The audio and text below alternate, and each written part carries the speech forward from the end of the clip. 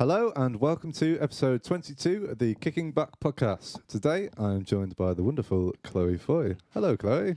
Hi. How are you? I'm okay, thank you. How are you guys? Yeah, Good. I'm good. Yeah, of course we have the usual suspects at the back. Matthew Campbell. Hello, Bradley. You okay? I'm good, man. How are you? Yeah, good. You had a good day? Yeah. How's your day been? It's been alright. I've literally been sat in this room all day, Okay. so no sunshine for Yeah. me. But it's okay. How's your day been, Gotcha. Chloe? Good. I've been rehearsing and doing other podcasts. Well, one other podcast. Right, nice. Sorry.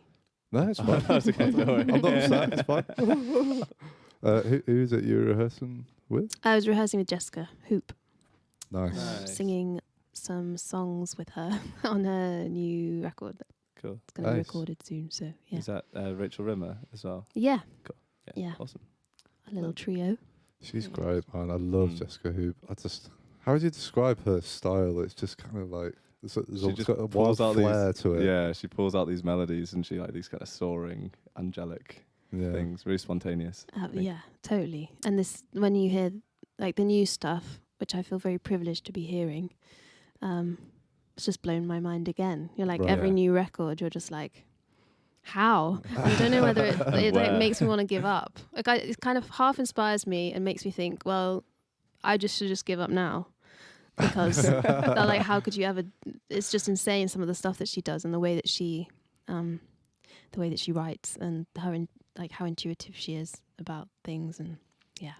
Very cool. What's it like in being in a rehearsal room with her? Is she quite does she dictate to you what she wants, or is it like? Yeah, she's very clear, Right, yeah, and yeah. she's got a way of I think she's got this background of she's big on vocals and likes kind of a group female harmonies, generally speaking, Yeah. and draws from different kind of group singing backgrounds for different songs. So like one song she was like, okay, this has got to be like Brazilian, Right. Okay. Afro-Brazilian style, and this is going to be Hollywood, and this is so yeah, she's got a very distinct way of communicating how she wants things to be, so which makes her easy to work with, I Yeah. suppose. Yeah. Mhm. Yeah. Yeah. That's cool. And what are you guys rehearsing for as well? Like a new album? Or? Yeah, a new Cool. album. Awesome. But I think Don't give too much away. yeah, I can't give much away at Yeah, all. the secrets It's not away. mine to Yeah, of course. yeah, very early stages, I think. No, that's cool. That's exciting. Of course, you're here because you do your own stuff as well, which is equally as Yeah. delightful. I say, Chloe. For the people at home that don't know who you are, Chloe, do you want to just sort of give them a little bit about what it is you do? Yeah, so I am a singer-songwriter, and I say I write songs. It's true. I come from Gloucestershire, but I've lived in Manchester for many years, and I don't know if you're asking me to describe my music, but If you want because to. I find that quite hard. And the other day I told someone it was like a warm bath slash a chicken, A chicken. which the metaphor being it's like a very simply done chicken.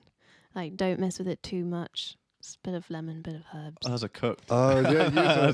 because I was envisioning a live chicken. Oh yeah, yeah, like- no, like a- okay, I should Frolicking in the meadows. yeah, I should say roast. Yeah, yeah. Right. Okay. Yeah, because I was like, what is it like erratic? Kind of Yeah. like expand That's a a little good bit. point. I should be more specific with my language. But yeah, although that probably doesn't help people. I think it's me trying to evade the question of what I sound like. But cinematic folk has been mentioned before. Okay. Cool. And how long have you been writing this sort of stuff for? Probably the better part of 6 or 7 years now, going on 8 years, Right. I guess. Okay. Yeah, I think I released my first single in 2014, Right. but I had been writing for a while before that, before I kind of ever recorded anything and put it out. Cool. And then we were talking a little bit before the podcast. You used to play cello as well. Yeah, I did. Feels alien to me now. Really? So Yeah. is that your, in terms of like your journey? Did you start on cello and that was kind of it, or did you dabble into a little bit of singing and stuff whilst you were doing that? my parents both loved music, and they never got the chance to play themselves. Right. So they sent me to this very cute Saturday music school called Beecham when I was about 4 or 5, and then I think I picked up the cello when I was 8, and I kind of started there. And so I was mainly in like orchestras, youth orchestra, and school choirs and that kind of thing. But outside of that, I don't think I was listening to much of what I was playing on those instruments. Right. Okay. Yeah. And what I was really influenced by and listening to was more kind of pop music and folk, and so I started songwriting, and I've always feel like I've always sung, Right. but I started writing songs when I was about 13 or 14. Okay. Just inspired by the kind of the more popular music that I was listening to. So I was always doing it, Yeah. but I guess I never thought of it as a viable thing until a bit later on. And that stuff that you were writing earlier on, is it? How similar is it to what sort of stuff you're doing now, or is it more a different direction? Well, I'd like to think that it's developed quite a lot.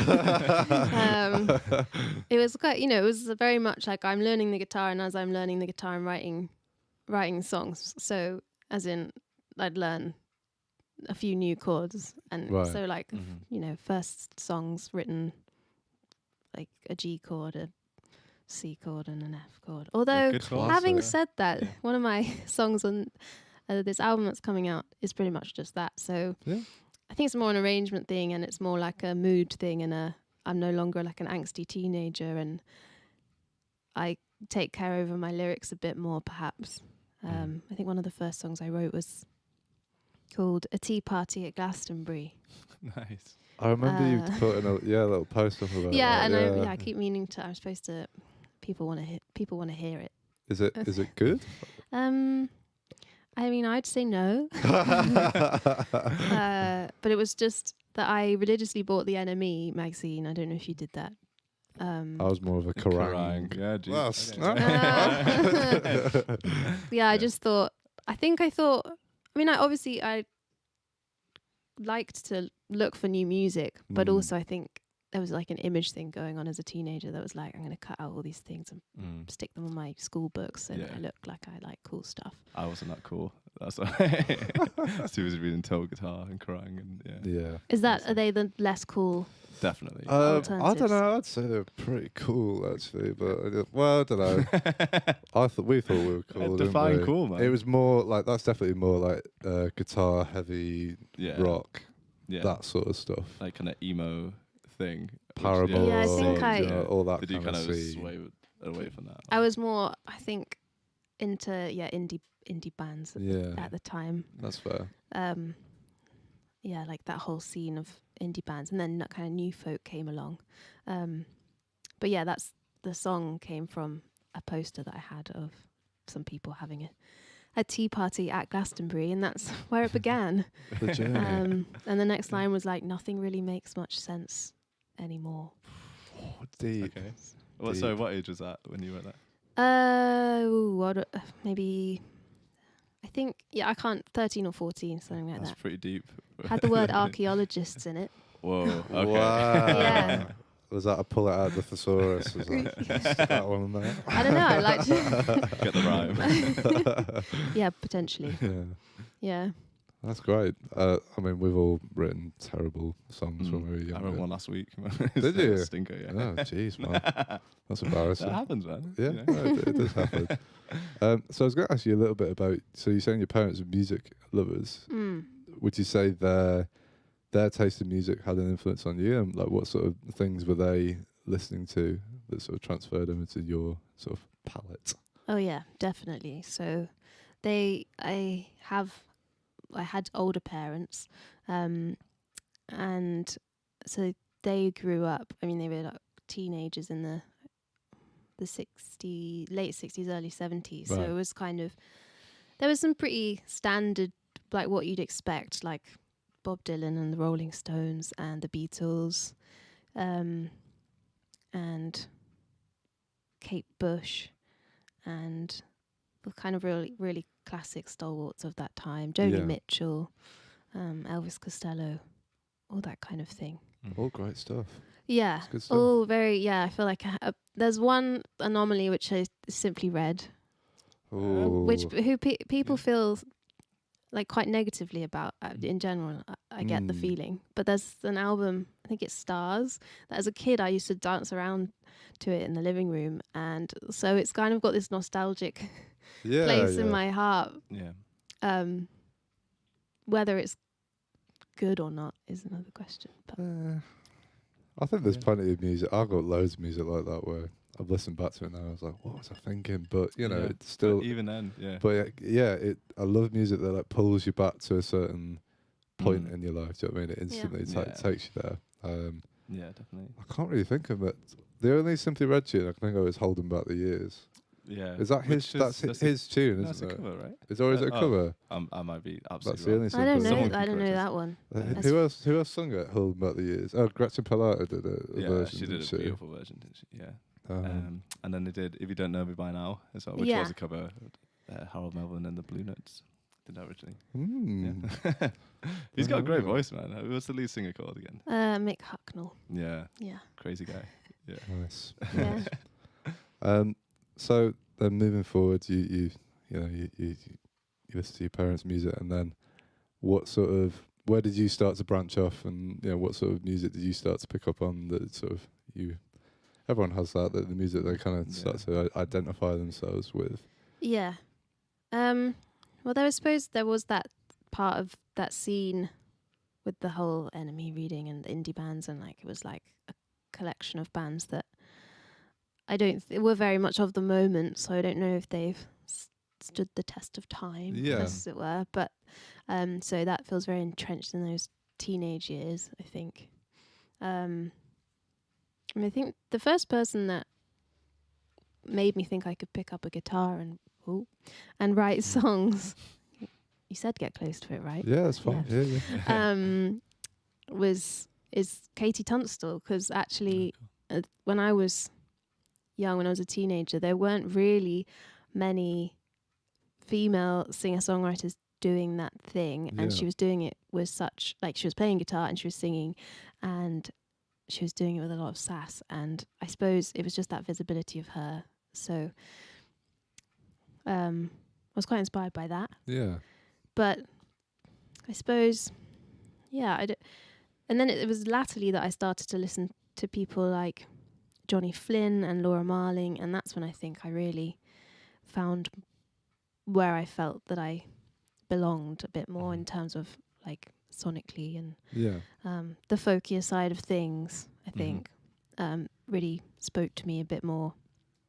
And what Laura Marling was doing with her lyrics and when everything really, but especially lyrically, really, took my fancy. She could be really blunt, can't she? I think,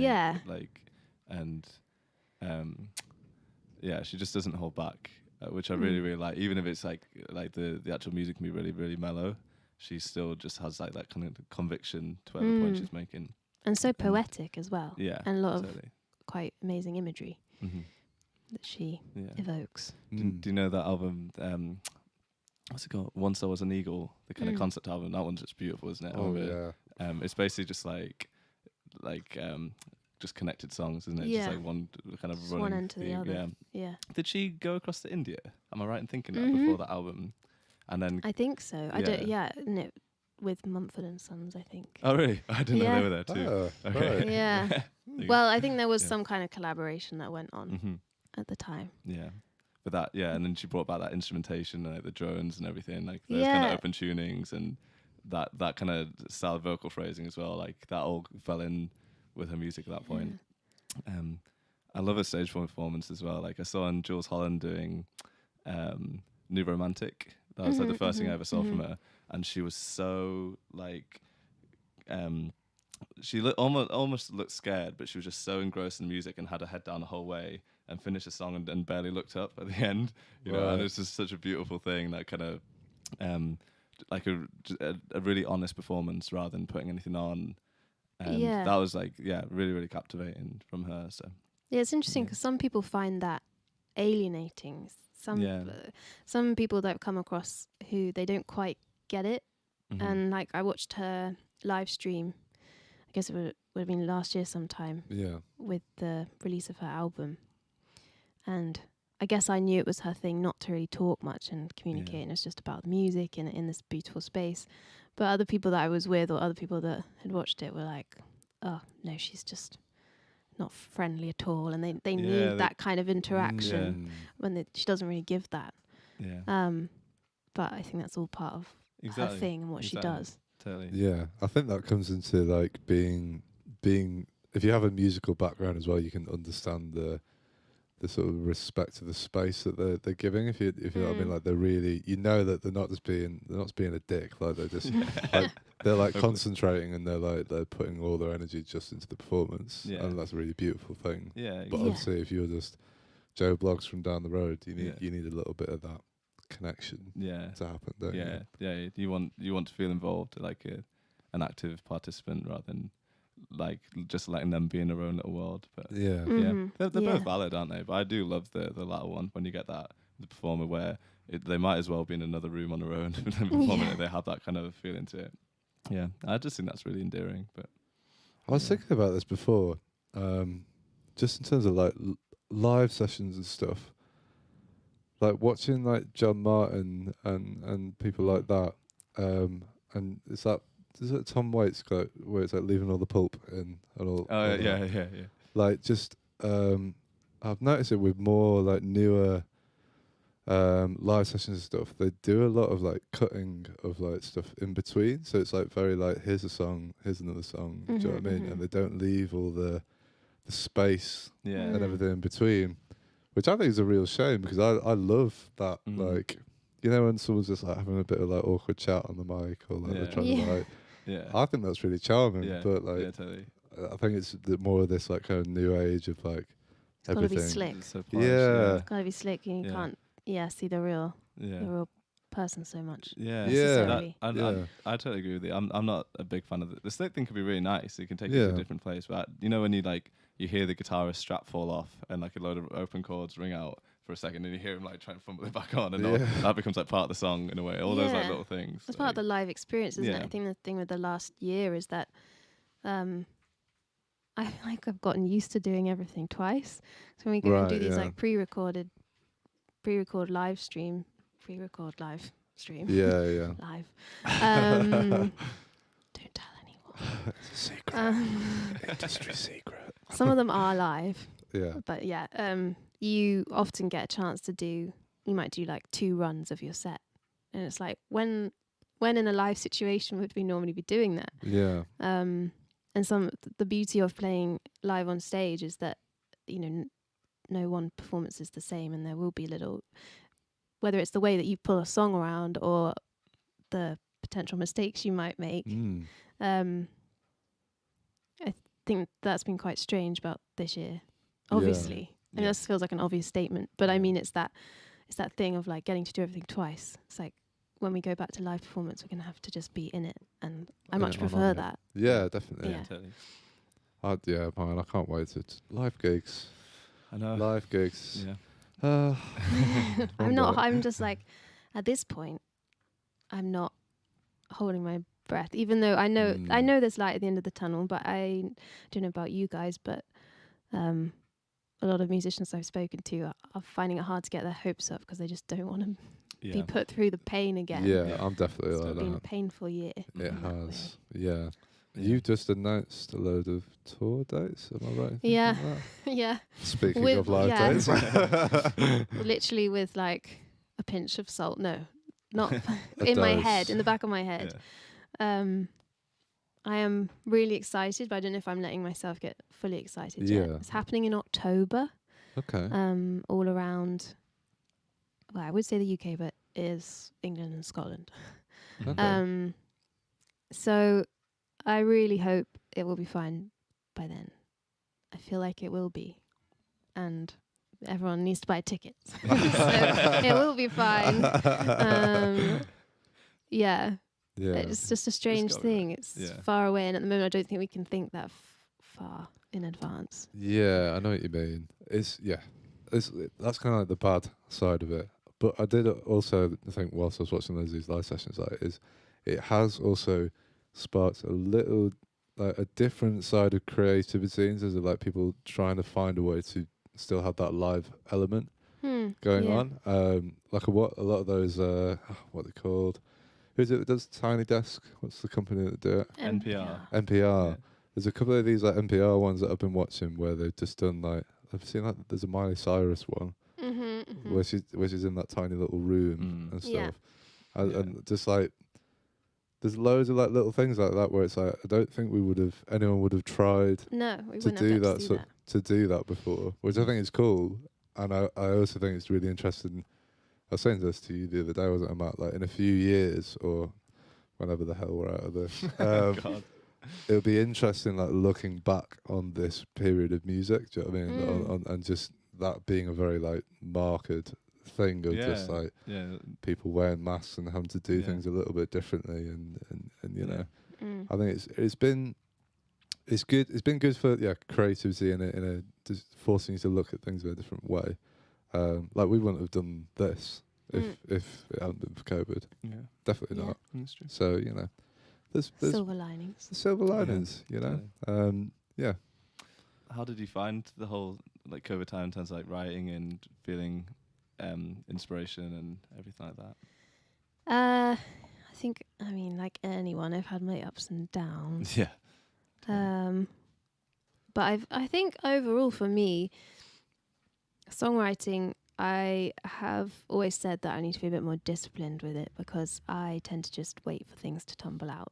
And as life kind of takes over and you've got other things to be thinking about, you aren't necessarily in that very ready place all the time. So I would find myself needing to take like a couple of weeks off to decompress and then get into that headspace to then write.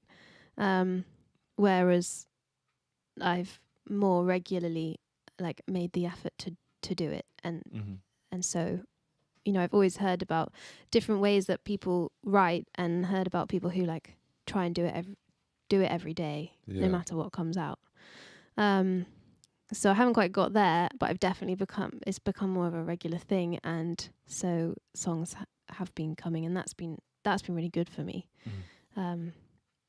There's been ups and downs for sure in other ways, but I think actually it's allowed me time to let a lot of things ferment and then come out as songs and put things into perspective a bit more as well. Yeah, definitely. I was going to ask you actually about what is your process in terms of like, you know, start to finish of writing a song? Do you have a particular way of doing it? I think generally speaking, I will be playing guitar and trying out new things, be it a new tuning or whatever, and just messing around, and then start singing over that, and that tends to be where I start, and then usually lyrics will come.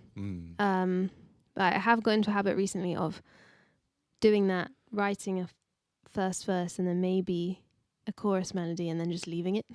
I've got all these songs that are like beginning and that's it, which is not so great on the discipline front in terms of what I was talking about. But then other times I've just got voice notes of me. Like I might be wandering around somewhere or on a walk and I'll just come up with a melody and then that might turn into something else. But I very rarely write lyrics and then put music to them. I find that really hard. So I've got like a lot of, I suppose, what are like poems. Which I struggle to. I don't know why. I struggle to do it the other way around.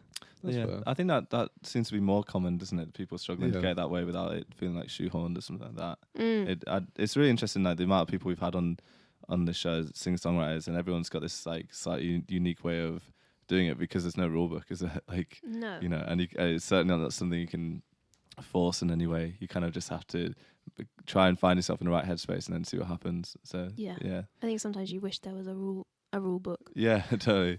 Yeah, so, yeah. You can just be like, yeah, if I follow this formula, Yeah. it's got a hit. Every time. Yeah. I mean, some of the like big songwriters who write a lot of like pop hits, they must have something like that. Their own personal rules. But or they something. ain't gonna give them sweet secrets away. Are No, they? no. No chance. No chance. Yeah. I was gonna, So you know, you write your melody, you write your chords and stuff. When you're writing the lyrics, do you do it like phonetically and say like that sounds like this kind of word, and then you sort of piece things together, or do you be like, okay, I've got a subject matter that I'd like to sort of write about, and you base it around that? Is there anything around that? I think what you're saying about the phonetic thing, I suppose that kind of resonates a bit, because often I will just be like maybe singing a melody and certain words might come out, and I think then I'm like, oh, that's what I'm feeling at the moment, or like processing that thing, or so it often reveals perhaps some things that are going on underneath the surface that I don't realize. Recently I haven't really gone like, I'm gonna write about this and that's how I'm gonna broach this topic. I haven't really done that. I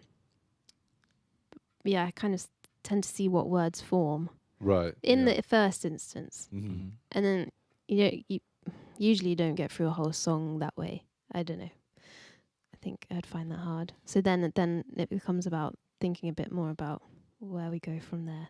Yeah. Seeing how it develops. Does that make sense? Yeah, Does that no. make sense? Yeah, that makes sense. Yeah. And would you say a lot of the time you're writing from a first person point of view, or do you like kind of write as a third person? You know? First person, I think. Yeah. A bit more. It's generally from me. It's generally coming from me. Sometimes might be writing through the lens of another. But generally, it's me. But also, it's not like I. Yeah. Yeah. It's kind of. I know what you mean. Yeah. It's I'm commenting on something. Yeah. So. But yeah, I think when it gets to I'm feeling, then I'm just like, no, it's too obvious. Yeah. In a way. It can get a little bit cheesy if you're not careful. Yeah, I think so. Yeah. It's like, I mean, if I already feel like self-indulgent being a songwriter.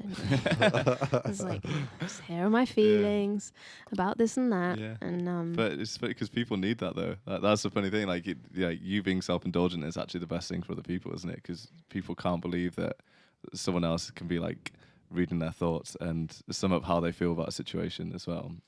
So it's kind of good to be self-indulgent as well. Do you think? I struggle with this sometimes. Yeah. I think it's like an impostor syndrome thing. Yeah, which everyone has as well. You're like, is this legitimate? What I do? So really? I've thought about this a fair bit actually. All right. And I think I have a theory on it, right? Go on, George. Because like with pop music in the top 10 and all that, right? Mm-hmm. So it's like a positive and a negative. So with the top 10 and stuff like that, you're trying to reach so many people that your message is so like, it's like, ooh, I love someone. Ooh, I hate someone. You know, that's all you can get. That like to reach that many people. Diluted. It gets that diluted. So that's like the time where it's like, oh, it's too like it's gone a bit too far in that way. It's gone a bit.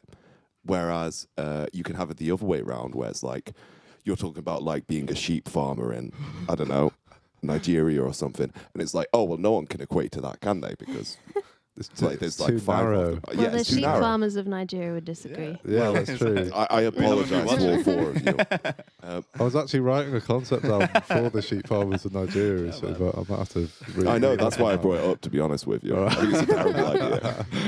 But yeah, I think there's like a sweet spot between that which you can get to. Yeah, I know what you mean. Innit?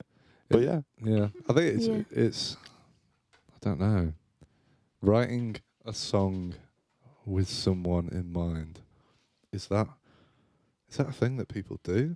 Do Do you know what I mean? Like, well, I guess it is if you're churning out like George was saying, like pop bangers. You are probably thinking of a particular individual, the but universal thing. Oh, you mean? What do you mean? Like in terms of audience? Yeah, in terms of like Yeah. yeah, but would that be very genuine then? I feel like it would just be a bit like. That's what makes it these days. Yeah. I hate that, Mum. No, nothing is genuine. No, I'm finding very cynical. I think as long as you're talking, aside from the top 40, as long as you're talking about like, I don't know, human experience in some form or another, Yeah. someone's going to resonate, aren't they? Yeah. And I think, I mean, with me, a lot of music up to this point and songs have been about grief and losing my dad. And I think sometimes I have this apologetic thing about being kind of like a bit too melancholic, and Right. but I've had some really amazing moments with people at shows who have gone through similar things or have grief is quite a universal thing. Yeah. So, who've just allowed themselves to cry at a show, and they come up and tell you that afterwards, and you're like, I don't know.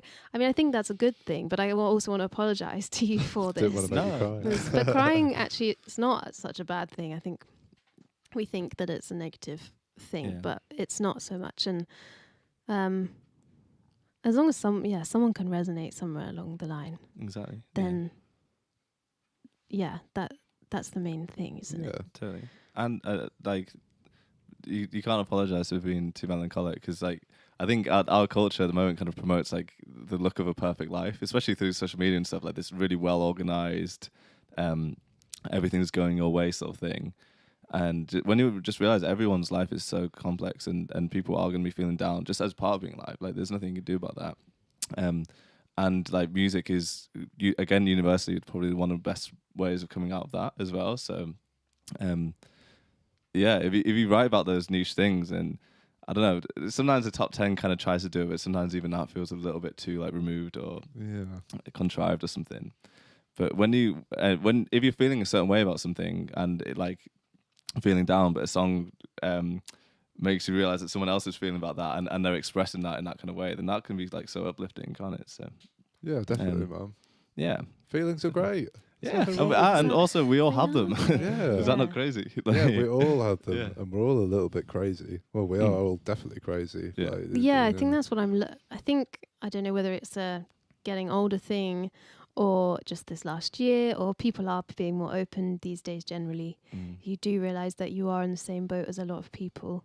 And I personally, I struggle to be dishonest, so I struggle to kind of pretend that everything's fine. Like, why should we should just, I think often we're expected to put on a bit of a front, and I think that, that has its place too.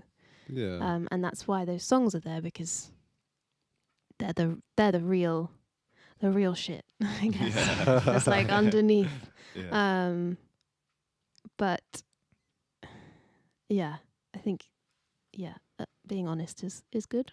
Feelings are good. Honesty is good. Definitely. Yeah. Absolutely. Yeah. Like, when in your life have you been emotionally honest with someone, and then they've gone, what the fuck? Get away from me! How dare you? Do you know what I mean? Like, if you are emotionally honest with someone, there's always a genuine and positive reaction to that, even if it's. You'd hope so. Well, unless you're like, you're a fucking asshole and I hate you. Yeah. But at least you're getting that off your plate, I guess. But like, just opening up and just exploring those things and having a bouncing board of emotions with someone, it could be such a cathartic and beautiful experience. I don't know. I mean, before this year, I was very closed off to all this stuff. I was just, typical me, man. Like just. And now, I love feeling things. It's awesome, and really, I think a lot of the time, or at least I didn't, was like I would try and like deny what was going on and try and, like you're saying, like cover it up or like put on this front, but all you're doing by doing that is just you're adding more pain and more suffering to yourself. Do you know what I mean? You're saving it for your midlife crisis, basically. Yeah, exactly. Yeah, it's true. Don't do that. Just get it out, and 9 times out of 10 you're gonna feel way, way better about it. Yeah. exactly. Feelings. But then you get people I knew who. this would happen with me. And this And that's us, what don't worry. happened. Yeah. Honestly, We're the feelings guys. We talk about feelings. Oh, good. Okay, it's not just All the me. time. No, It's no, like, it's no, like no. bringing my No. sensitivity and feelings No. just everywhere. No, we talk about feelings, Okay, great. mental All the time. health, Great. all Yeah. the time. Oh, I'm in the right place. Yeah, definitely. totally. I always call this Wednesday therapy sessions. It is Wednesday therapy sessions. You know, Yeah, and It's good. songwriting is therapy too. So Yeah. It it's a is. cliche, but it's true. Yeah. It is, yeah. Do you ever like write? So you've written a song, you know, it's done, whatever, and then like down the line, does it ever be like, oh, that song was about this, but you never really realised at yeah. the time? Yeah. Yeah, definitely. It's funny that how that happens. Really, isn't it? yeah. And even it's when they ask you for like when you're doing press things and they want to know what songs are about. And sometimes I find myself actually, for all my talk of being open and feelings, I find myself because those, like I said, those songs are about the kind of stuff beneath the surface that's really going on. I do find myself kind of cutting off a little bit and not really wanting to talk to people about what the song is about in its Yeah. truest nature. Yeah. But it's a really good exercise to go through and go back over and really think about what things are about. And in that process for this album, I've been like, oh yeah, that's actually about that. Right. Yeah. Or really, that's actually about that. And some songs I found are a mix of things, which I thought was interesting because I was kind of talking about me and grief in a certain context, and that's where the song started. But then it actually had a bit of a wider meaning in the end. Right. Yeah. So yeah, definitely, it's definitely a thing. Yeah. It's like it's just bubbling away in the subconscious. It's like, let me out, and it's Yeah, just, yeah. you know, it's just gonna like come out. trickling through Yeah. into your songs, and then you're like, oh, yeah, there it is. Mhm. It's crazy, Mhm. man. Mm. It's crazy. So tell us a little bit more about this album that you've That I got coming out. keep talking about. So yeah, it's out on June 11th. Cool. And it's called Where Shall We Begin? And it's basically the culmination of many years of songwriting and working and having, started off down in Gloucestershire and then moving up to Manchester for uni, meeting lots of amazing other talented musicians who kind of informed perhaps where I went arrangement-wise, musically, found a studio up here as opposed to what I'd been doing down south, and found a bit of more of a place for myself. So it's been a long time. For me, it feels like it's been a long time coming, and it's been ready for a while as well. So the COVID thing has been an added extra. Because I recorded a lot of it in 2019 and then finished it in the beginning of 2020. Right. And like when you're an independent artist, things can take a bit longer because you have less money and resources. So, and you're less experienced. If you don't have a team telling you exactly like what steps to take when, then you might like give some of the songs that were meant for your album away and to another person for a release that didn't, not that I'm talking from experience. God. And then you might have to record 2 new songs to put on the album. Okay. So that's essentially a short overview of kind of why it's taken so long. And then the songs are real variety. Again, for me, it feels like tying up loose ends. So some of them are songs I wrote when I was about 18. Right, okay. And then some are more recent. So it's kind of me going like, there's that chapter, but also it's called Where Shall We Begin? Because there's a song called that on the record, but also it's like, okay, now let's start, I suppose. Cool. And then those songs that are, that old, are they still fresh to you? Like, do you still have like a connection with those, with the meanings behind them and stuff, or is it like you're saying, like you kind of not done with them, but do you know what I mean? Is it still feel right for you? There's a little bit of being done or feeling that now that's on a record, I can kind of leave it behind a bit. Right, yeah. But also, I think when you go into the studio with an old song and you rearrange it in a new way, then it can take on actually. Suddenly, you kind of find a new love for it. Yeah. So there's been some of that going on too, and it's only a couple that are really quite old, I suppose. Yeah, a couple, and there's like I put Asylum on there, which is a single that's already been out, but it's never been on a physical record. So I wanted it to be on there. Cool. So yeah, it's a mix. Awesome. Do you listen to physical records like vinyl or like Yeah. CDs still, like that kind of thing? CDs, what in are they? a car? What? Can you imagine? People still buy. There's there like, must- yeah, it's interesting. I always think, well, their CDs aren't a thing anymore, but there is Must be quite a somewhere. demographic of people, Yeah. buying CDs. I like to buy vinyl. At the moment, I don't really Yeah. have any good. I don't have a good player to play it on. I'm kind of living an impermanent existence. So Right, yeah. I'm developing a collection of vinyl that I have not yet played. Yeah. I just When you finally tried do, to support people by buying like Yeah. their records or whatever. I got like the BC Camplight album. Oh, nice. And do you know Keelan Rose, who's a Manchester musician? I've heard the name. Is it like Yeah. an Irish spelt like? Yeah. Yeah. So yeah, she had a record out recently, and I've got all this vinyl piling up, and I'm just like, I Yeah. haven't heard it. I've just like bought it and then listened to it on Spotify. But yeah, I do like listening to a. It is stunning the record. difference, isn't it? Like Mm. everyone's had that thing where you've heard people talk about it like your whole life about how it just sounds better, and then you have no way of imagining it. And then my friend Matt Brown had a vinyl player, and we put on some like Kate Bush and A-B'd it between, and he had just because of it like his system, he could do like a direct flip from Oh, one right, to the, so he okay. could start playing them at the same time. You could just go from one to the other, obviously through the same speakers, and it was just like a world apart. It was just like suddenly Spotify just sounded cold, man, Yeah, I and just think it live does. and like flat, and then Soulless. but the vinyl just sounded like 3D and all these like moving parts and like, just Right. richness to it.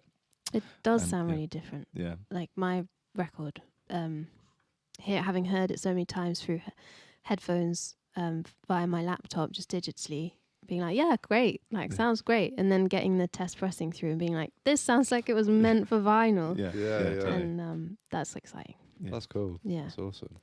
I think it's time that we hear some of your Okay, music. yeah. So the 3 tracks that you performed for us, which of those are going to be on the new album? All of them. All of them. Yeah. Yeah. Awesome. Oh. Yeah, exclusive. All right. Oh, right. Yeah. Right on. Yeah, Chloe came in earlier today and she performed a lovely set for us. I think you guys are really going to enjoy it. Is there anything you want to say to the audience before they hear the set? No, just enjoy, I guess. Hope you like it. They're going to love it. I'm Yeah. sure they'll love it. Yeah, so Chloe performed some music for us. We're going to be back in like 10-15 minutes to talk a little bit more, and that'll be that. So enjoy the music, and we'll see you afterwards. Goodbye. Bye.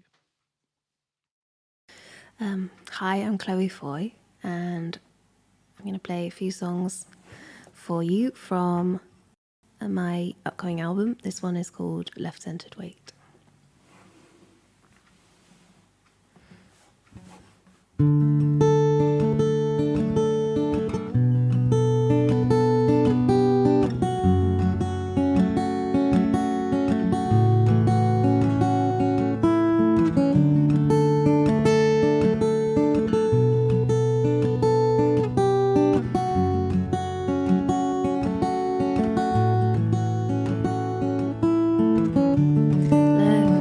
Left-centered weight, a slow seeping stain, a slow seeping stain,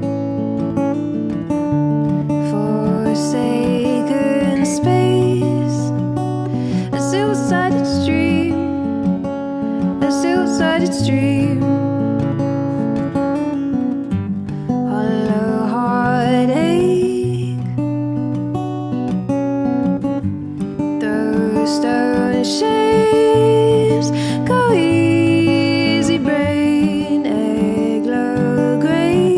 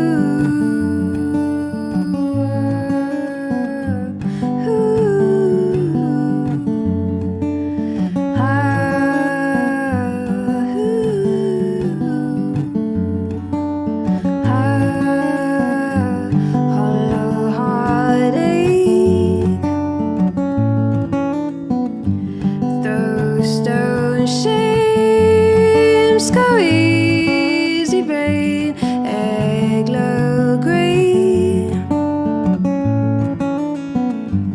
Throw stone shapes go easy brain, hollow heartache. Throw stone shapes go easy brain.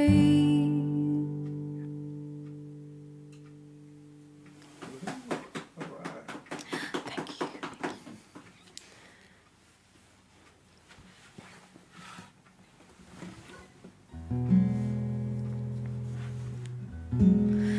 I'm going to try an acoustic version of a song that's just come out yesterday, called Work of Art. And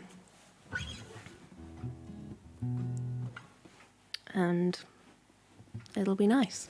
Let's see. Let's see how it is acoustically. This is a song dedicated to music fans in an audience. So this one's for you.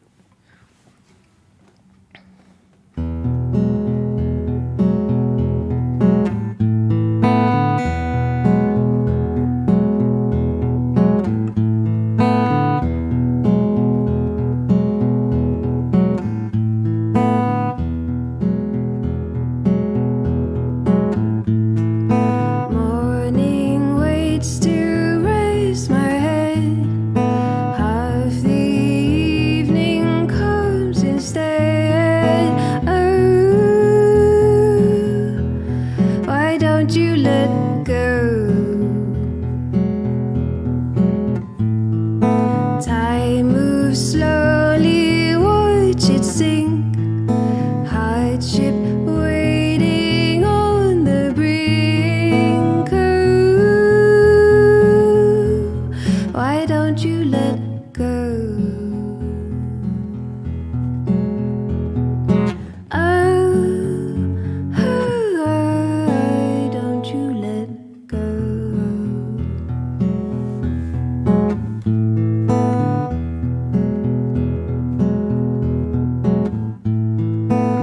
Moving to the wings untold, whilst you're losing all you know.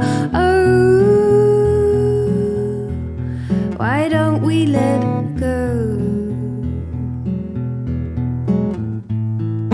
Made this for the weak of heart. Bodies glow, you're a work of art. Oh, it's time to let go. Oh, oh,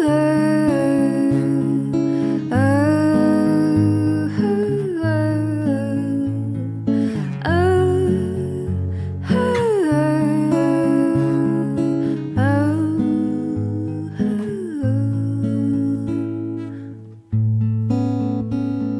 when you dream on me, you give me all I need. When you dream on me, you give me all I need. To breathe, to dream on me, you give me all I need. When you dream on me, why don't you let go?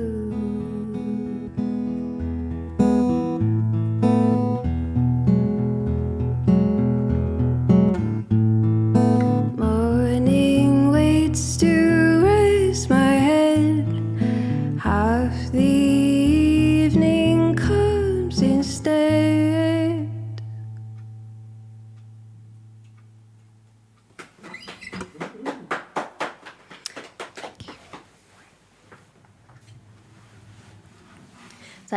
It's very exciting even being clapped by two people. Having had that out of my life for so long now. I'm just going to have a little bit of tea. My hair just getting the microphone, I think, maybe. Did it sound good? Yeah. My hair?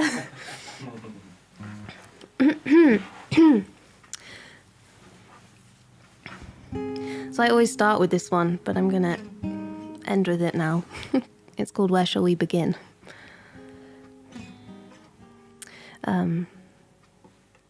It's kind of a song written about the existential crisis I was having, trying to work out what life is all about and what it all means.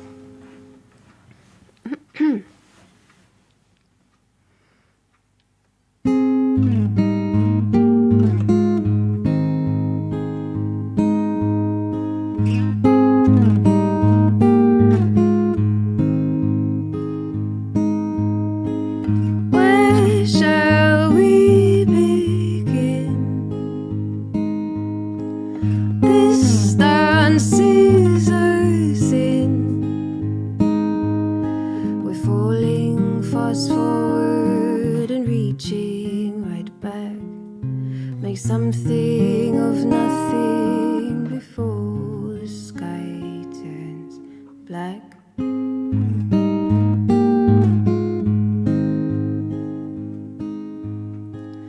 Fortunately, dear, I'll comfort all your fears.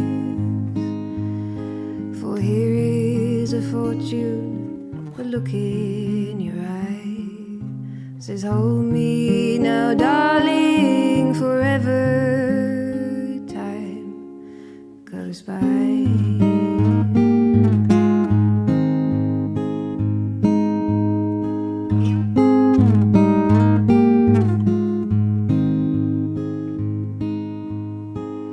Death to those who wait.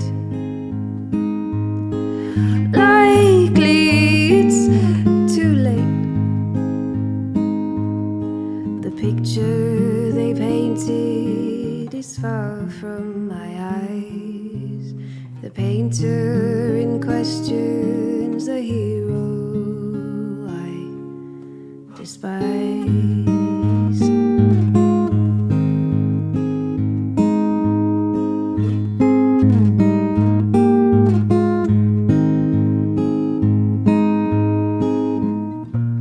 And take your time and feed it.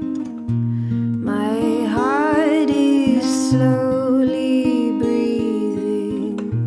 I'll take my time and feel it. I may have been daydreaming. Take your time with me. Feel your heart be free. Hold on, hold on. You're gone.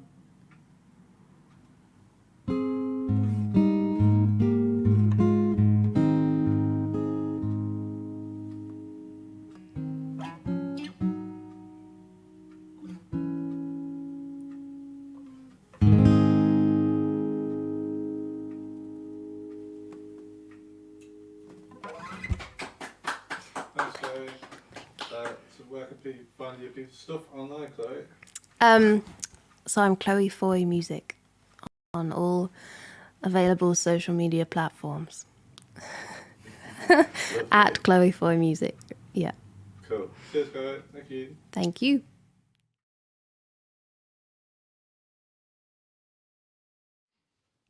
Hello and welcome back to episode 22 of the Kicking Back podcast. You've just heard some wonderful music from our guest today, Chloe Foy. Thank you very much for coming in and playing today. It's lovely. Thank you for having me. Did you enjoy playing in our tiny little studio space? I did. The colours are great. Thank you. I picked it all myself. No, you did, man. Yeah. I do think what we're wearing I was today just thinking that. is very Nailed it. coordinated. We've nailed it. We should just do this. This should just be the colour code for Yeah. the Untitled Artist. Yeah. Some sort of red. Dark red. Or definitely. yellow. Yeah. Or yellow. Yeah. Totally. I don't really own any yellow clothes, so to be fair. No. Mustard's making a comeback though. It is. It really Mustard is. walls. It's Yeah. a thing. Yeah, Oh, yeah, really? totally. Yeah. Yeah. Okay. Mm-hmm. Like a dark mustard or just any mustard? Like I I think a darker one is Mm. considered a bit more tasteful. Okay. Okay, that's good to know. Maybe that's my next career. Yeah. Like colour expert. Yeah. Interior designer. Totally. Yeah. Yeah, that's cool. Yeah, I really enjoyed your set, Chloe. Mm. It Thank was you. Beautiful. it's beautiful. I was saying this to Matt, like when you finished, you know, you went. I was just like, oh my god, that sounded so good. I was Yeah. just like, Oh, yeah, thank you. it's you know, it is a skill to be able to like just to have a presence just on your own. Do you know what I mean? To like fill out a sound Mm. and for it to be just enough, and it was just like, oh, delightful. Aw. So well done, you, Chloe. Oh, Yeah. you're very Yeah, kind. it's all right. So there's 3 tracks that are going to be on the new album. Mm-hmm. Do you want to tell us a little bit about what each of them's about? Mm-hmm. Full rundown. Go for it. I'll start with where shall we begin? Yeah, sure. Because that's all I know how to do. I don't know why I did it the other way around for the performance. It's my anchor, that song. So it kind of is. That's the most, I suppose. So I talk about this record being existential. You know, I feel like I go from one existential crisis to another. I don't know Mhm. about you, Yeah. All the time. especially this last year. Yeah. But yeah, that one's the most, I think, obviously examining that kind of questioning of what are we all doing here, and feeling a bit resentful about feeling like I've been shortchanged, I suppose.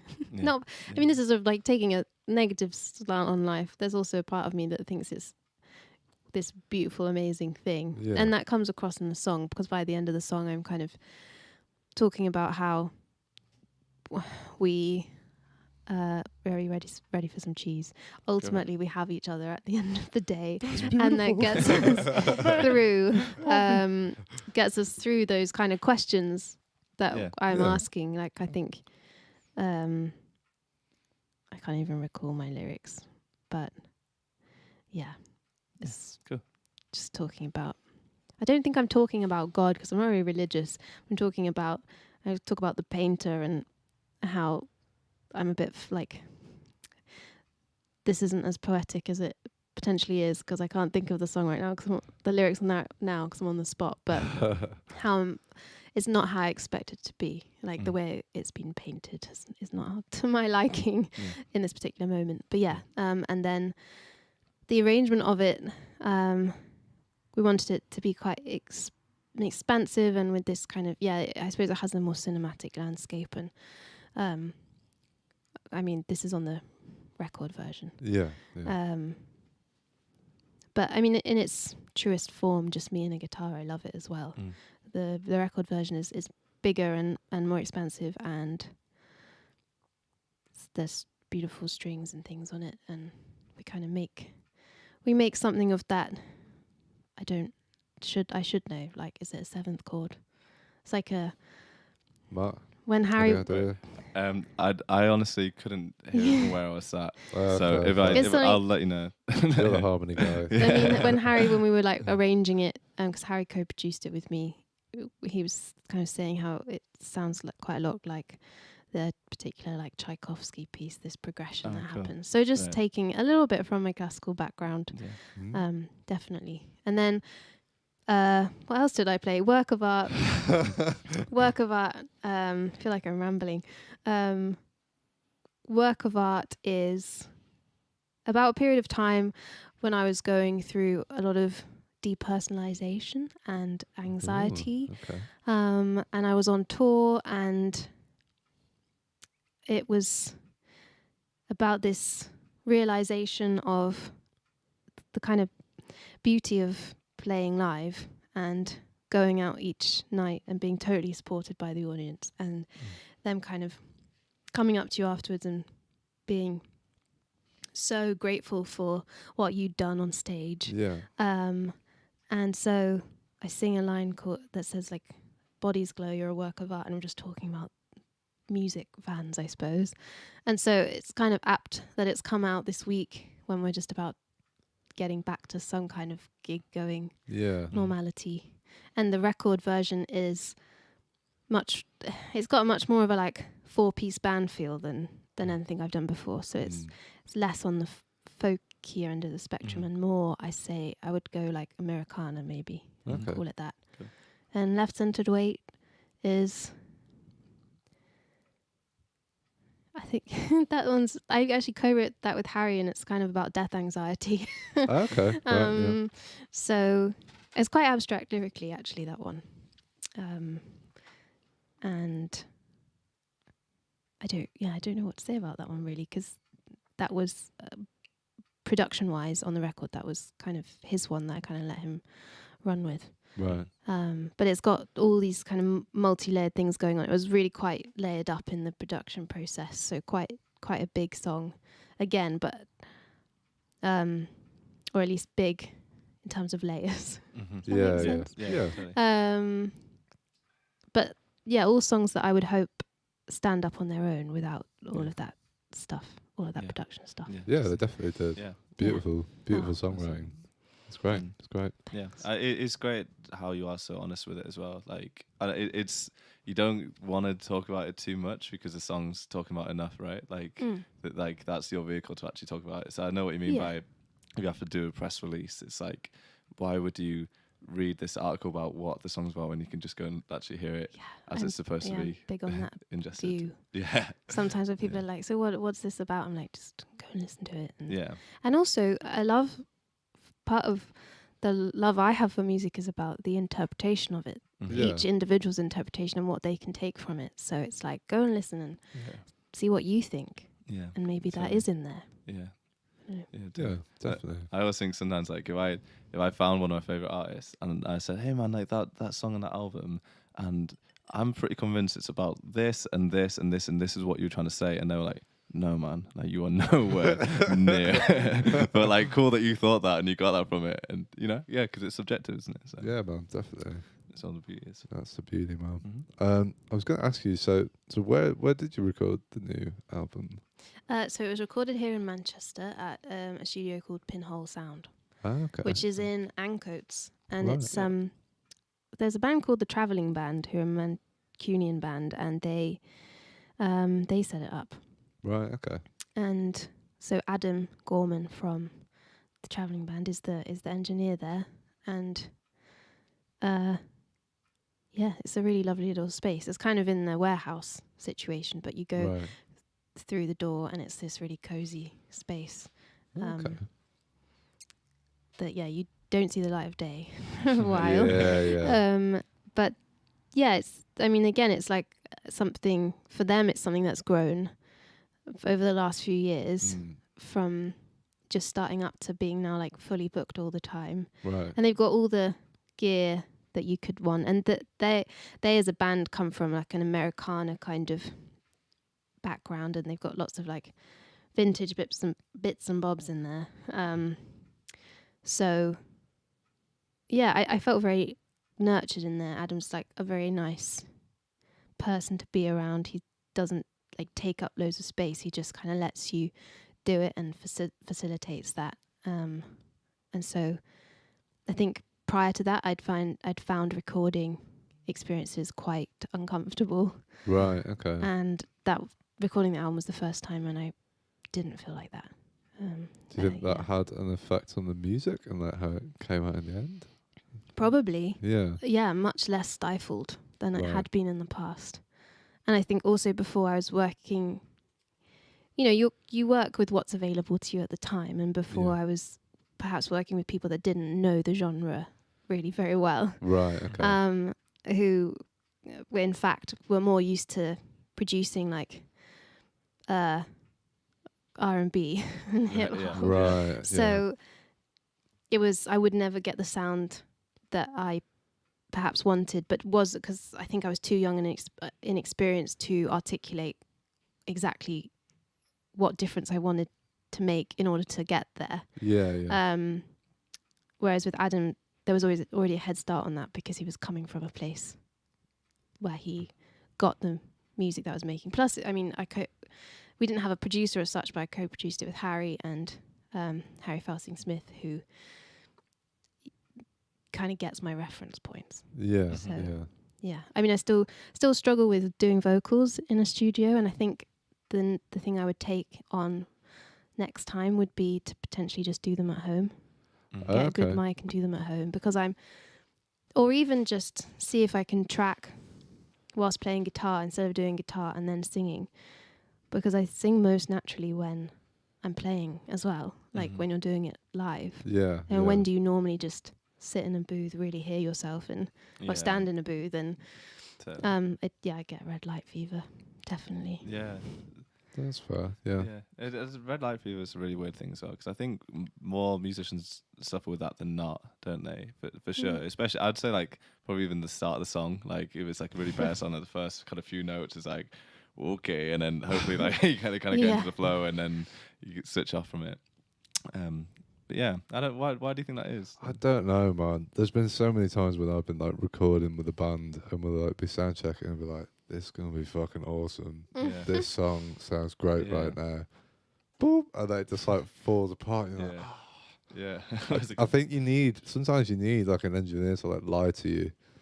Do you know what I mean? And just be like, "Oh, we're just gonna do a sound check run, just blast the song," and then just get them to capture that, because like often like the first 2 takes or whatever are just, that's where it's at. Do you know what I mean? Yeah. When you're not thinking about it. Yeah. Yeah. And the same with like a demo as well. Have you had that before, where you've recorded a demo and you maybe just straight into a laptop or something, and it comes out, it's like, oh my god, that should be the one. Can we just master that? Don't they call that like demoitis? Yeah, right. So you just don't want to let go of the demo. You're like, that's the best it's ever been. Yeah, exactly. What are we gonna do now? Pure. Where do we go from here? All the mistakes are perfect. Like anything that's a little bit out of tune just sounds even better than everything like It's that. like that cover we did of do you know any like Mark Kozelek or Some Kill Moon? We did a cover of that. Yeah.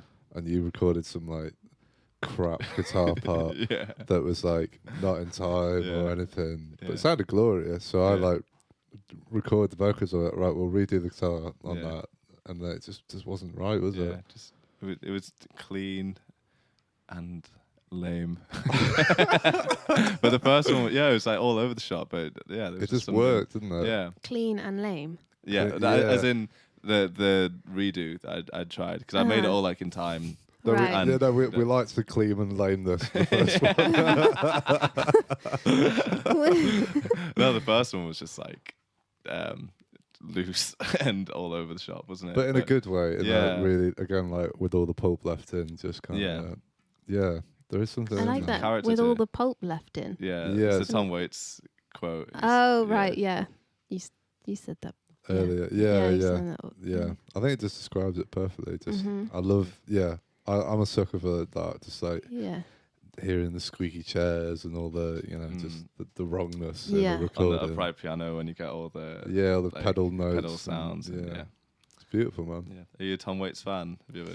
I have to admit to not really knowing much Tom Waits. So. To be fair, there's a lot to get through, and there's a lot of less than desirable stuff. Yeah, that's the sense that I get. But with the artists like that, where you come to them late and you're like, where do I begin? Where do I start? You start with. Where shall I begin? There we go. Yeah. See, it's become my catchphrase. I think sometimes I just want guidance for that. Like I don't know about you, but I struggle these days with consuming music. Yeah. Totally. With like when I was young, and I'd just buy a CD from the shop, and then I'd like listen to that CD loads. Yeah, and then maybe I'll do that again with something else. Whereas now I'm like, I don't know where to begin. On Spotify, I'm just like, and so I end up actually having like a reduced. I think I need to start following people who like come up with good playlists, and then maybe go from there. But often I find myself just come back to the same thing because there's almost too much to listen to. I know what you mean. Do you do like any of the like suggested playlists or anything like that, or is the it ones just that like, they suggest for you? Yeah, I do now and again. Yeah, And I should do that more because that's probably the easiest thing. But then I feel lazy. I'm like, you know, I used to actively partake in like going and buying a CD, or maybe it would be better like once we're back to like going to record shops a bit more. And it's like that physical experience. But yeah, I used to feel like a more active thing, and then so yeah, maybe I'm my own worst enemy because I'm going like I don't know what to choose, but don't choose for me. Yeah, I want to choose. Yeah, that's it. Me. Yeah, when they're like, "This is your playlist," like you don't know me. How do you know? Yeah. But the thing is, they do. Yeah, I hate to admit it, but they do nail it sometimes. Like there's plenty of bands there, and also there is like I agree with you. Like there's not the active choice, but I'll like listen to a playlist. If a song comes on, I'll be like, oh, that's pretty cool, and then I'll go and like listen to the album that's on. Do you know what I mean? So it's kind of like they're just sort of like throwing some little bits out, and you can be like, oh, that was pretty tasty. Just go from there. Totally. But I know what you mean. It's a bit intimidating these days. I'm definitely more of a someone suggests something to me, and I'll take it in. Yeah. Or music podcasts actually. That's a new way I've been doing it. There's a new. I said it on the last podcast. A new Toots and Maytals album that I can't stop listening to. Oh, cool. It's awesome. A new one. Well, not new. New to me. It's like 19. It's like it's like 1974. Still go. I saw him a couple of years ago. Is he still going? Yeah. Wow. Saw him at WOMAD like a few years back. Right. It was a great gig. Yeah. He's got a lot of energy for however old he is. Is he still alive? Maybe he died shortly after Right, that. let's fact check it. Yeah. George Here we go. is your man for Toots. What's he called? Is he just... I'm sure if you just Googled Toots. Yeah, is Toots still alive? Toots of the Maytals. Yeah. Toots of Toots and the Maytals. Yeah. Is his name Toot Maytal? No. I don't know, to be honest. George, what's his name? Just go on. Oh, Toots Hibbert? Toots yeah, Hibbert. That's right. I think. Is he still alive? You just missed him, unfortunately. Yeah, I thought so. Yeah. Brutal. 11th of September 2020. Oh. So was it COVID? I think it might have been COVID. Oh. Yeah. That's sad. It's sad anyway. Well, yeah. He managed to, toot his own. No. Don't, George. Okay, don't. I'll leave that one. Bye, George. What was the? It's worth a go, Bob. Who would be one of the artists that you go back to, like as an absolute stalwart in times of need?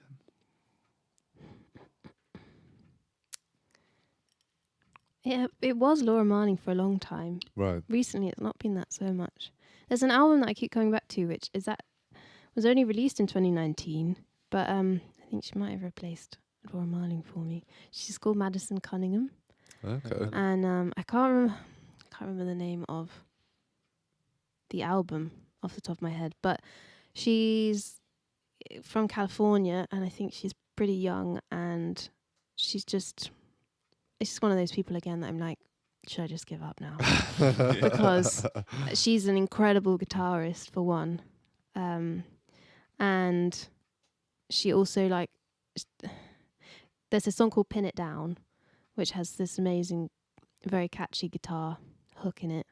And I don't know how she sings and plays that at the same time. But then also there's a song called Something to Believe In, which is probably it just feels like classic songcraft. It's like, was this not written 20 odd years ago? Right, yeah. How? And that's a piano song. And the whole album, that's one of the albums of late that I've listened to and just loved every single song, I think.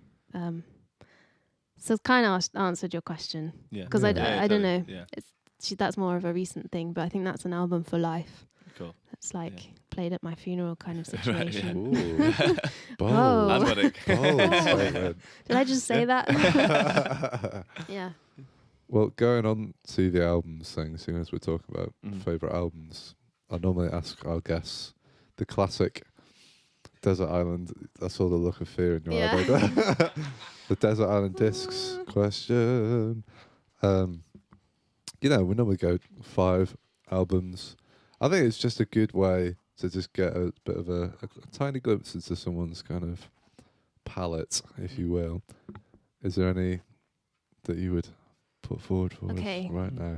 Yeah. Well, one thing I will say is consider your moods. Do you know what I mean? Because we've had people before that have just had 5 of the most depressing albums of all time. It's that was me. Yeah. I didn't want to name names. Yeah, that's but why. I mean, that's what I'd probably go for. Yeah. I mean, the first one that comes to my mind, is "Revolver" by the Beatles. Yeah. Classic. So there's a lot of everything in there, really. Yeah. Something for everyone.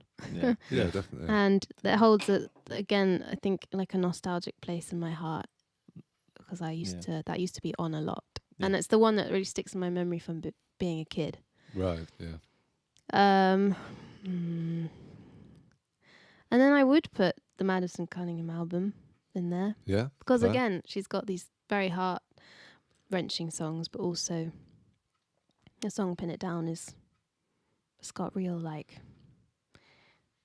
I don't know, sass. It's gonna be like, I was gonna make a noise, but sometimes. So that's 2. How many more? 3 more. That was it's 2, 3 Of all more. the Yeah. music ever made.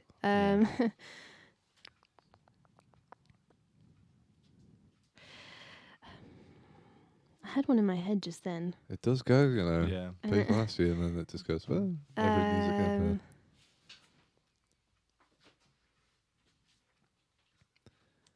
Have you got like a get up and go kind of album? You know, like a bit of a not a party album, but like instant, like okay, today's gonna be a good day kind of album.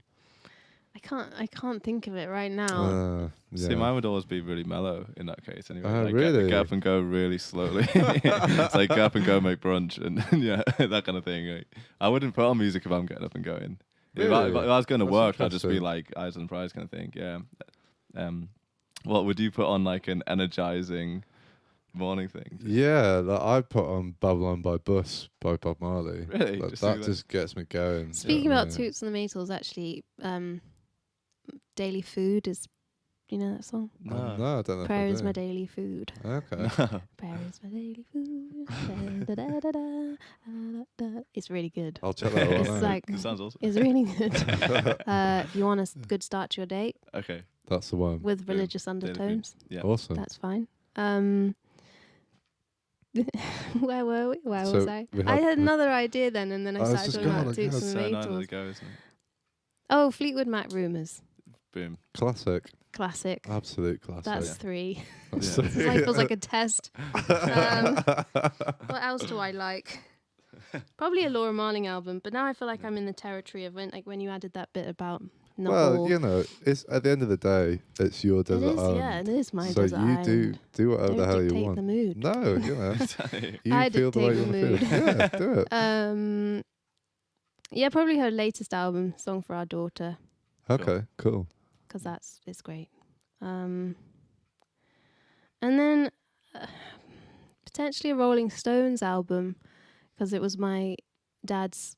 Yeah, it's my dad all over, I guess. Fair, yeah. I don't know which one. I love Aftermath. Yeah, the one that's Okay. like black and purple. It's got like Lady Jane and all that Mhm. on it. I love that album. I think my choice would be Let It Bleed Nice. with the cake on. Yeah, yeah. Classic. And I think it finishes with You Can't Always Get What You Want, right? Okay. Yeah, I'm not sure, but I think Yeah, so. I'm not the biggest Stones guy. So Oh, that's really? good. Not really, man. You need to have a dig through, man. They've got Yeah. some. My Great mum stuff. hated them. My mum used to say that Mick Jagger prances around like a prat. Is that what she said? Yeah, so I wasn't, we wouldn't listen to I her. can't imagine your mum saying that because she's so nice Yeah. and soft spoken. Yeah. She would say it in a very nice, soft Oh, way. right. I went and saw them a couple of years ago. Yeah, Is in that like the, 2018 or is 19. it in Manchester when they played that? No, I went to see them in London in the end. Oh wow. Mm. Okay. But yeah, it was a funny experience because it was amazing. But part of what made it amazing was the fact that what felt like a pub band Yeah. was so big. Yeah. Playing at a Yeah, stadium. exactly. Like Yeah. they are kind of sloppy, and like Charlie Watts at this point just looks like he doesn't want to be here. Just like,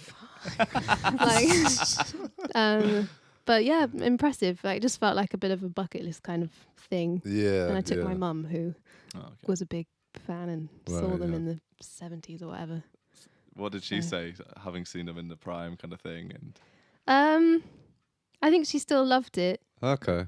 but I mean, yeah, I think. I mean, she's probably watching. She watches everything.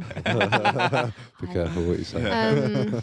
She's a music fan, but perhaps doesn't. She doesn't pick things apart in the same way. So she's just enjoying it for what it is in front of her. I guess. That's a nice thing to have, Yeah, man. Yeah. totally. I think I've only just got back to that point in my life where I can Yeah. just listen to music without analysing it. Yeah. I think you get that from doing studying music.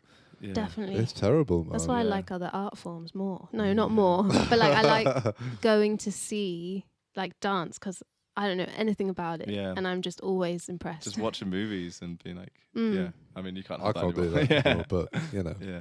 it's. But then in another way, I enjoy films more if it's done really well. I'm Yeah. like, holy fuck, that's awesome. Yeah. Like, do you know what I mean? Yeah. So Yeah. it does have that element to it. Yeah. Definitely. Do you go to like watch theatre shows or dances, or are you like a big film buff or anything like that? I wish I was a film buff. I go through phases of being like, I used to work at home in Manchester. Oh yeah, Yeah. Cool. It's I like love that kind place. of quite art house cinema, isn't it? Yeah. yeah. And I'd be there like, I don't know what I'm talking about. But then I started to watch things and was totally blown away by it. And it's like it's an amazing art form that I know nothing about, but I know when a film has just like you just know that feeling. I guess Yeah. I can't really articulate it. Yeah. Like I watched Totally.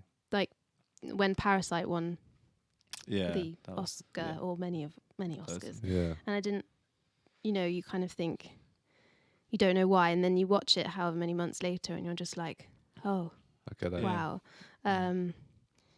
But yeah, and then dance, again, things that I've seen at home, like there's a company called the Hofeschekter Company and just contemporary dance, and being totally blown away by that. I really wish that I could do some other kind of art form, but I just can't. I can't really draw, paint. No, I mean, I've never really tried to do that, and maybe I should. I'd quite like to do pottery. I'd like to do Yeah, pottery, definitely. Just like, I want- have someone yeah. wrap their arms around. Yeah, me. exactly. I'm not sure that comes with every experience in pottery. Oh. Sorry to. my view of pottery is seriously warped. Patrick's Oh. way. Yeah, I'd love to do pottery. Although, like, how do you? I guess you can go to a class or something, but Yeah, you I quite like very the. much can. Just like I know, I quite like the idea because I don't know. I like the idea when I'm like learning something to like do it on my own and kind of like, do you know what I mean? Figure it out. I wouldn't Oh, like you're to very be different to me Right, yeah. because I like to be taught. I think saying that, I kind of with the guitar, that was something I didn't have lessons in, but yeah. not to say that I'm very good at it, I but think it, you're great. it aids Yeah. my songwriting process, I suppose. Do you I'm play not like virtuosic. And the other instruments apart from cello, guitar. I play piano. Cool. I'm less good now than I used to be. Right, yeah. Because I'm classical. I taught myself piano playing Coldplay songs. And this is the It's a moment good when way I to do realize it. I reveal how much Coldplay was a big part of my musical experience growing Nothing up. wrong with that. No. And you know No, what? A lot of people shit on Coldplay. Yeah. Early Coldplay, I'd yeah. like it to be known. Yeah. Because Gold. now I just don't know who they are. Yeah. Well, no, Yeah. Neither is Chris Martin, to be fair. I think Yeah, he's it kind lost. of it fell down the wayside a little bit, but Yeah. they've got some brilliant songs out Yeah. there. Particularly the earlier stuff, and even some of the later stuff. Don't I say that? I little quite bit. like Milo Zaito. Some of the stuff on that I thought was pretty cool, but then after that, nah. Yeah. What happened? I find it really weird with artists where you know that they're musically talented and you know that they were driven and had really high standards, and then it goes totally off the rails, and you feel like they know it's gone off the rails too, even if they're like making more money than ever, and you want to talk to them and sit down and be like, what are you doing, man? Like what's happening there? It's a really interesting one, isn't it? Yeah. Do you think it's more like record companies taking over and having more of a say, and then just like turning it into more of a career than an actual like passion? Or Kind of becomes about metrics, doesn't it? Yeah. A bit more. who cares? Yeah, especially when you're at that level, it's like surely you don't need to worry now. Well, maybe Yeah. that's why they're Yeah. making music that appeals to the masses now. And I think it's just that the masses changed. Like they came up, they got big playing music that was very appealing to the masses back then. It's just that's kind of changed. I mean, like early Coldplay on like Parachutes. There's some really quite like I don't know how you describe it, like more indie alternative almost. But yeah, I don't know how they got from there to I don't know. here. Everyone always talks about Coldplay making a mess of it, and they always seem to forget about U2. Oh well, we just write them off anyway. I've never really dug into U2, so I can't really I like comment. some of U2's earlier stuff, but there was that album that they force-fed everyone. Oh yeah. It's like a Yeah. virus, right? It's Yeah. now the only album on my phone. So They got you, man. comes up They got you good. because I don't use iTunes. No. I pretty much solely use Spotify. I'm sorry. No, I mean, I think most of us do, man. Or YouTube. I consume a lot of music on YouTube as well. Yeah. But yeah, so it's U2 made everyone download this album onto their phone That was so weird. when they released it, assuming that everyone liked their music. Yeah. That's a very bold assumption to make, I think. Well, someone must have been like, "This is awesome! I just got the new U2 album for Yeah. free." Not more many. than just one, more Yeah. than just someone. At least like 10 people. You Yeah. know? I did love the backlash when that happened, though. Yeah. Pretty, like- But No. if anything, a great stunt to Yeah. publicise the Mm. album. So Yeah.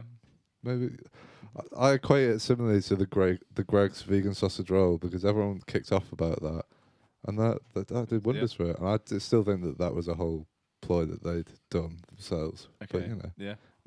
negative press is good. Is good press. Yeah. Man. Yeah, it's true.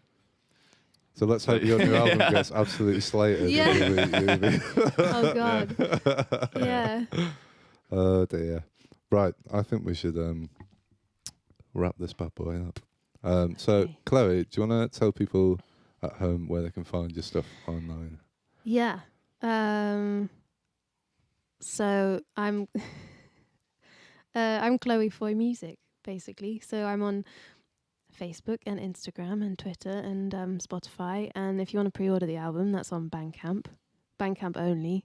Awesome. And any merch on there, like if you want a tea towel with my face on it, that's Tea towel? on there too. Oh, Yeah, tea towel. nice. Yeah, it's all just under Chloe Foy Music at Chloe Foy Music. Sweet. That was lovely. And whilst you're on the interwebs, and you're obviously buying all of Chloe's lovely merchandise and stuff, you can go onto YouTube and you can subscribe to our YouTube channel because Chloe's session is going to be coming out on Friday. So for you guys to enjoy whenever you want. This episode of the podcast is going to be out tomorrow, Thursday. So if you're listening in the future, I hope you enjoyed this episode. Chloe. Oh, actually, one more thing. We are running all this on a donation basis. So if you want to help us out and you enjoyed today's episode, the boys are going to leave a link. There's a link in the description. There's also a link in the comment section. Anything you want to help us out with? That's cool. Chloe, one last question before we wrap this up. Okay. If you were to sum this podcast up in 3 words, what would it be? Don't think too hard about it. Just reel them off. Okay. How about feelings, not snowflakes? Nice. Boom. I like it. Nailed it. I like it a lot. I'm going to say where to begin as a kind of like catchphrase. Nice. Yeah. Nice. I'm going to say maroon looks awesome. Okay. Nailed it. Nice. Nailed it. Oh man, I'm not wearing maroon. Yeah. Well, you know, this red palette. Yeah. You can't, but that's 4 words. Red So I part can't- looks like, Yeah, and no, it sounds crap. No. I don't want to take We it away tried. from that. We tried. Yeah, thank you very much for coming on today, Chloe. It's been Thank you Yeah, for thank having you. me. It's been a real pleasure. I hope you all enjoyed at home. If you listen on the audio podcast, hope you had a good day, evening. If you watched the video, I hope you had a good day as well. Thank you, George and James, for doing your thing at the back. Thank you, Matt, for doing your thing at the back Thank as you, well. man. We'll be joined next week by Kirk McElhenney. I can never say his name right, but it's going to be a good one. Yeah, I hope you enjoyed the podcast, and we'll see you all next week. Goodbye. Bye. Thank you for listening. Be sure to subscribe to the podcast to catch up on new episodes every week. Also, check us out on our Facebook and Instagram at Rec Rooms, where you can find out about our other exciting music series. We also have this and all our other episodes of the podcast up on our Rec Rooms YouTube